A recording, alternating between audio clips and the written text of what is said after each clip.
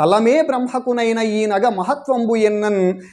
ఏ నియ్యడన్ గల చోద్యంబులు రేపు కన్గొనియదన్గాకేమి నేడేగెదన్ నళినీ బాంధవ భాను తప్త రవికాంతస్యందినీహారకందళ చూత్కార పరంపరల్ పైపైన్ మధ్యాహ్నమున్ తెల్పెడిన్. నళినీ బాంధవ భానుడు అన్నాడు ఇక్కడ. మరి ఆ యొక్క తామరలకు బంధువైనటువంటి, తామరలకు చుట్టమైనటువంటి, తామరలకు ప్రియుడైనటువంటి ఆ యొక్క సూర్యుని యొక్క వేడి కిరణాలకు ఇక్కడ ఉన్నటువంటి మంచు నీటి బిందువులన్నీ కూడా కరిగిపోయి, మరి ఆ మంచు నీటి బిందువులన్నీ కూడా చూత్కార పరంపరల్ చుయ్ చుయ్ అనేటటువంటి శబ్దం చేస్తూ ఆ యొక్క మంచు కరిగి ఆ యొక్క శబ్దంతో జాలువారుతా ఉన్నదంట. మరి ఆ మంచు నీటి బిందువుల యొక్క